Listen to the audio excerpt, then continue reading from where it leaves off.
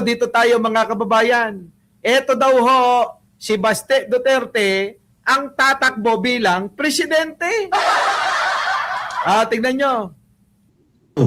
Na matanggal si VP Inday Sara ay nakahanda na andito si Mayor Baste Duterte. Totoo po yan. Andyan po kami at sinasabi na namin sa kanila, huwag kayong pakasiguro. Huwag niyong isipin na pagka natanggal nyo sa impeachment si VP Inday Sara ay tapos na ang mga Duterte. Kita nyo mga kababayan ko. Desperado na mga putang inan to. Desperado na ho. Tignan nyo naman si Baste.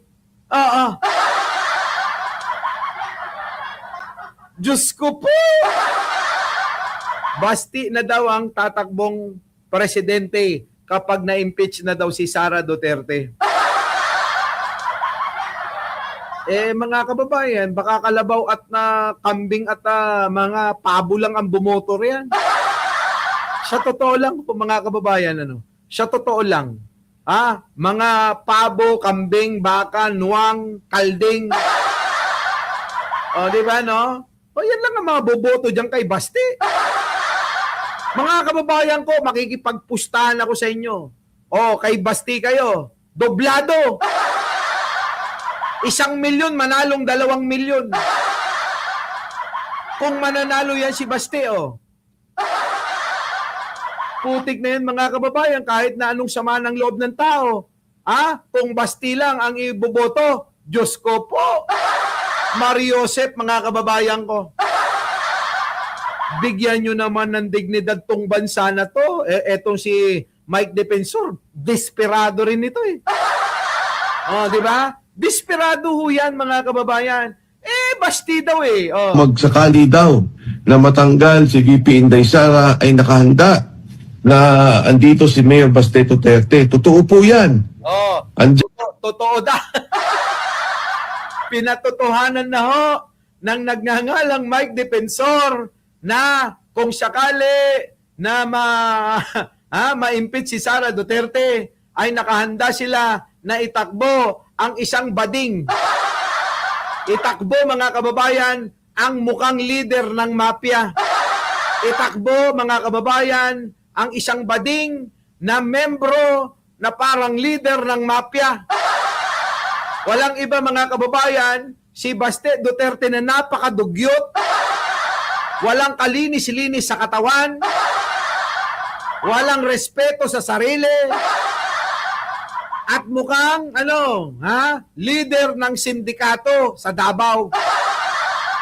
Grabe, no? Tingnan nyo yung itsura, Putik na, magiging proud ba kayo? Kahit ako, pan ng tato, mga kababayan, depende sa tato. Tignan nyo naman yung tato ko, buhay na buhay, di ba? Buhay na buhay ang tato ko. May meaning yan sa buhay ko. Buhay ko, may meaning. Hindi ho yung mga tato ni Baste, puro mga demonyo. Siguro yun yung iniidolo. Di ba? Ako, iniidolo ko mga kababayan, si Jesus Christ. Idol ko yun. Kay Baste, yung tato, puro demonyo. Ibig sabihin ba, yun din yung idol niya, puro demonyo? Di ba, mga kababayan ko? Yan. Yan po kami at sinasabi na namin sa kanila, huwag kayong pakasiguro. Huwag niyong isipin na pagka natanggal nyo. Parang sigurado naman si Mike Defensor na mananalo tong bobo na to. Sinasabi ko na Mike Defensor, ubusin mo na yung pera mo. Kahit magtutuwad ka, kahit magpatira ka kay Baste, putik na yan, pupustahan kita, hindi mananalo yan.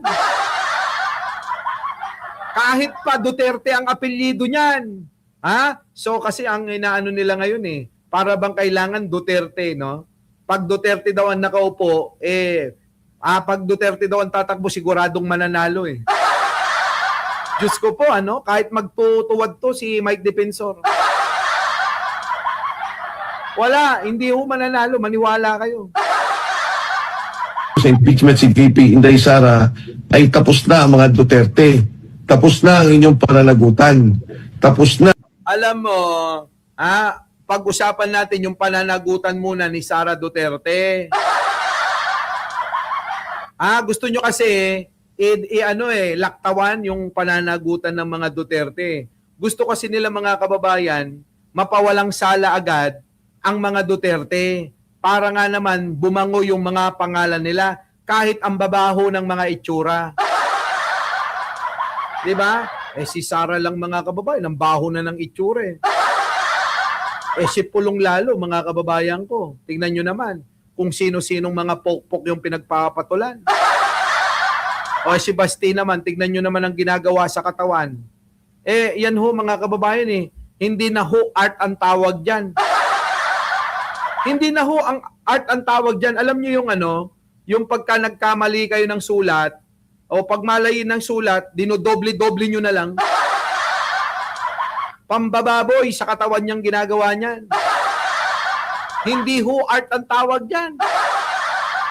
Ang mga art, mga kababayan, yung mga ganire, yan yung mga ganyan, art, di ba? Maganda tingnan nyo. Ganda ng tattoo ko. Hindi ho katulad ni Baste, binaboy yung katawan. Alam niyo yung binaboy yung katawan kung ano-ano na lang sinulat? Parang sa isang sa isang ano tawag dito, Nabik? Sa isang coupon ban, nagdo-drawing tayo ng isang magandang larawan. Dahil bobo nga ni, abay binaboy na lang kung ano-ano na lang nilagay-lagay doon. Na wala ng katuturan. Diba? Tattoo is passion, oo. Pero kung binaboy mo naman yung katawan mo ng tattoo, hindi na passion yan. Wala ka ng respeto sa sarili mo nun. Yan po si Mike Defensor. Gigil na gigil. Binara ho yan. Binara eto na. Napag-usapan natin kanina yung bank waiver. Makinig ka, Mike Defensor. Ayan na, si Ronald Llamas. Pakinggan mo yung sasabihin niya. Di ba, napag-usapan natin kanina yung bank waiver ni Madriaga. Si Vice President ba, tsaka si Mads Carpio, hindi iniisip na maglabas din ng bank waiver? Para matapos na itong mga aligasyon laban sa kanila. Oo nga! Galing din ni Ronald Llamas no? Si Ramil Madriaga, ready daw. Nagbigay na ng bank waiver si Ramil Madriaga. Ang tanong kay Mike Defensor, bakit si Mads Carpio at si Sara Duterte? Hindi ba pwedeng magbigay na rin sila ng bank waiver para matapos na tong agam-agam na to, para mapatunayan na? Ano kaya isasagot ni Mike Defensor? Hindi ko pa to napapanood sagot! Tignan natin. Alam mo, Sec. Ronald, ang isa kasing naging problema dito sa Kongreso, sa Justice Committee, yung kay Presidente Marcos na marilaw na may ebidensya, may Kita mo, hindi ganyan! May iba't mga kababayan no? But parang yung mga kapatid natin. Ba't ako? Ba't siya? Ba't ako? Alam nyo, mga kababayan, ginagawa na lang bobo yung mga tao Ang pinag-uusapan, si Sara Duterte at si Mads Carpio, huwag ka nang magturo ng iba. Si Mike Defensor naman ginagawa mong engot yung mga DDS talaga Mga DDS, lipat na kayo dito. Dito sa kampo namin nakakatalino. Diyan sa kampo nyo, bobo na kayo, ginagawa pa kayong lalo bobo ng mga ito. Saan kayo? Dito na lang kayo. Dito, hindi namin kayo gagawing bobo. Tuturuan namin kayo ng tama. Hindi katulad nila, tingnan nyo. Di ba mga kababayan? Ginagawang bobo yung mga DDS. Alam na nga nilang bobo, inaabuso pa ni Mike Defensor, may unallocated funds, official documents. Sabi nila, hindi daw substantial. Sorry, sabi ni Tato walang lipatan, puno na dito.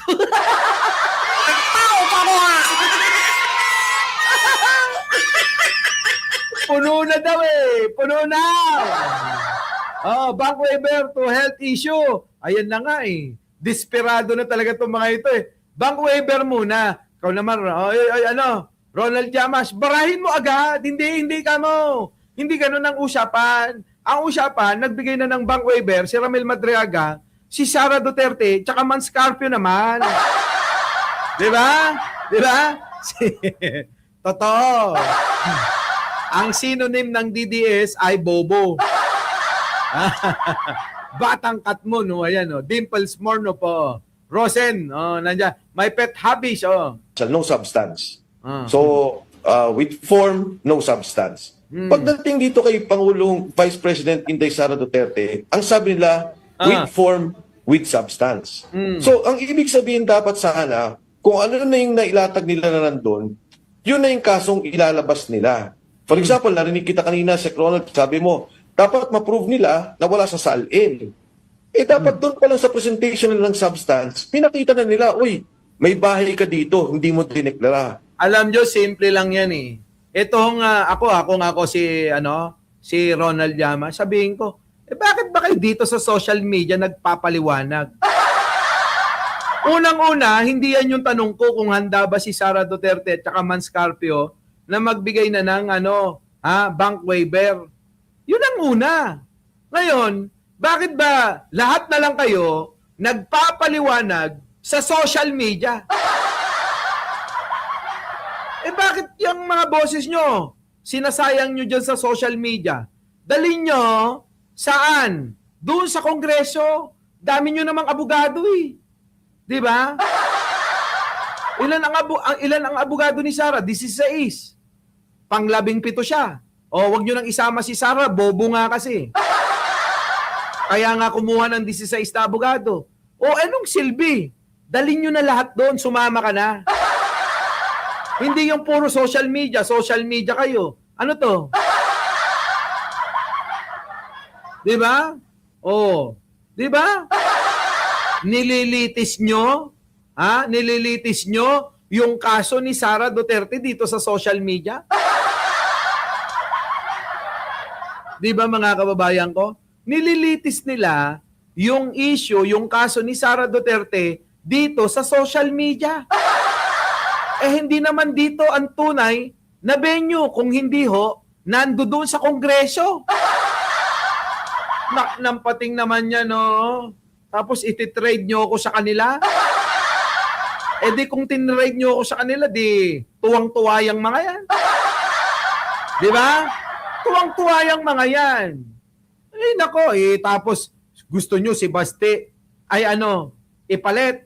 Baka nakakalimutan nyo yung mga issue ng pamilya niya, no? Papaalala ko lang. At si Pulong, Ayan na, mga kababayan ko. Pakinggan nyo maigi to. kasama si Dong at si Pulong. So sabi na you were close with any member of the family? Okay na, okay. Basta nadamay na ako. Matapos ang mahigit isang taong pagtatago, nahuli sa isang bahay sa Muntinlupa si Kenneth Dong. Siya ang di manoy middleman sa bilyon-bilyong pisong shabu na ipinuslit mula China noong 2017. Mariin niyang itinangging may kinalaman siya sa illegal na droga. May report si Chino Gaston. Mahaba at iba na ang kulay ng buhok ni Kenneth Dong. Malamang mga kababayan, nagamit lang din ito ng mga Duterte si Kenneth Dong. Di ba? Malamang. Nagamit din ito ng mga Duterte. Nang mahuli ng mga tauhan ng NBI, Anti-Organized and Transnational Crime Division. Si Dong ang sinasabing middleman sa 6.4 billion pesos shabu shipment mula China na nakalusot sa Bureau of Customs noong 2017. Nahuli si Dong sa isang bahay sa Katarungan Village sa Muntinlupa City, dakong alas 2 ng hapon sa bisa ng warat mula sa Manila RTC Branch 46. Kita nyo, trending channel? Sabi ko sa inyo Yan ba yung iboboto nyong pamilya? Yung baliw pa yan Tuwan si Dong dahil sa paglabag sa RA 9165 o Comprehensive Dangerous Drugs Act of 2002. Nagtangka pa raw tumakas si Dong, ngunit napatigil ang putukan ng mga NBI agent. Ibang-iba na ang itsura ni Dong ngayon kumpara sa itsura nito noong napatawag siya sa Senado at noong naaresto ito ng NBI sa reklamong rape. Higit isang taon nagtago si Dong matapos lumabas ang... Bakit ba ganyan ang mga tropa ni Pulong? Kung hindi rapist, di ba mga kababayan, Lace Classic, dami tumatanggap na sahod na tagawalis sa kalsada, tumatanggap lang ng sahod, di nagtatrabaho, tagawalis pa lang sa kalsada sa Davao City. Sinasanay na nila tumatanggap ng sahod na di nagtatrabaho. Kita niyo mga kababayan ko, di ba? arrest warrant laban sa kanya at mga personalidad na damay sa shabu smuggling case. Itinanggi ni Dong ang mga paratang sa kanya. Ang masabi ko lang, walang kilalaman doon sa droga. O, edi sabihin mo, nalaglag mo na si Pulong tsaka si Mans Carpio. Yun naman talaga ang tinuturo ng mga ebidensya ni, di ba? nung police officer. Alam naman lahat ng tao na madami lang talaga dyan. Ibinunyag doon ni Senador Antonio Trillanes IV ang malapit umanong relasyon ni Dong at ni dating Davao Vice Mayor Paulo Pulong Duterte. May mga litrato pang ipinakita ang senador na magkasama si Dong at si Pulong. Kita Sabi na nyo? you were close with any member of the family. Okay na yun, okay. Basta nadamay lang ako. Sinusubukan pa ng GMA News na makuha ang panig ni Pulong. Pero Kita nyo, hindi magsasalita yan. Baliw daw, sabi ng tatay niya eh. O ngayon, eto ho yung gustong maging presidente ng kampo ng mga Duterte kapag na-impeach daw si Sara Duterte. Mga comments dyan. Tignan nyo mga kababayan yung itsura. Oy, sino nakapanood nung habang kumakanta sila, ganun ang ganun si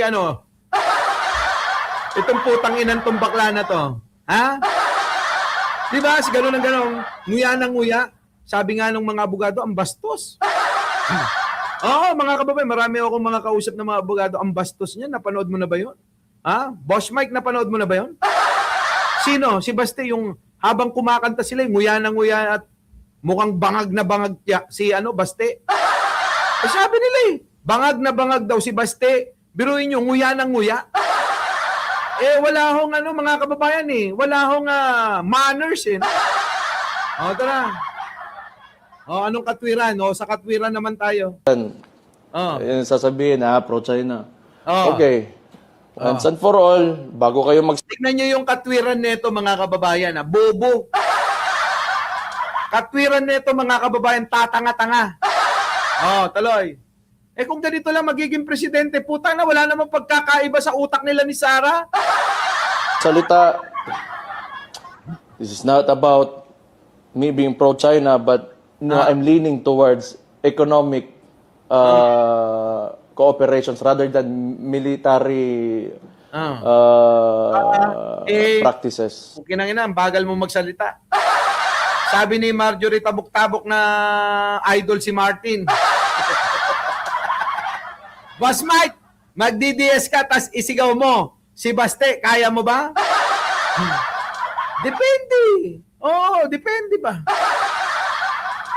Oo, balikan mo. Nasabi ko na yan Tuloy. Ito na. Mas pinili nila tumakbo presidente yung bangag na bading. Ito. So, before kayo magsalita, you take off everything. Yung nasa bahay nyo, sa damit nyo, sa brief nyo, Kita sapatos nyo. Kita nyo ang babaw. Gamit ito ng mga bobong DDS. Yung po bang mga kababayan lahat naman ng gamit nyo made in China. Tapos sasabihin nyo bakit galit kayo sa China? Bobo no mga kababayan, ang bobo. Mamaya papaliwanag ko kung bakit tatanga-tangat bobo talaga to. Lahat that's made in China, do not use it before you open your mouth. Kita you take nyo? off everything Kita that nyo? China made. Do not use it. Then you open your mouth. Kita nyo mga kababayan ko. Ganyan ang kakatwiran nila. Mga kababayan, hindi po yung kagamitan, hindi po yung inaangkat natin na mga produkto galing China ang problema. Kung hindi po yung pinagtatalo ng mga teritoryo, tanga. Tutukan mo yung issue na pinaglalaban ng gobyerno na mga teritoryo, hindi yung mga gamit, hindi yung mga inaangkat mong bobo kang hayop ka, na mga brief mo, damit mo, ganyan. Di ba mga kababayan? Hindi huyong kasi ang usapin. Kailangan, yung mga ganun, labas yan. Labas mo lahat yan. Yung mga kailangan natin, para bang sinabi mo, galit ka sa Iran, huwag ka nang maggasolina. Parang sinabi niyang ganun Di ba? Galit ka sa Russia, huwag kang bumili ng gasolina sa kanila. Galit ka sa Amerika, mga kababayan, ibig sabihin, huwag ka na rin gumamit ng mga imported na galing sa kanila. Bakit yung mga sasakyan nyo, made in America? Bakit yung mga gamit nyo, made in USA? Bakit yung mga branded na damit nyo, galing ng Europa?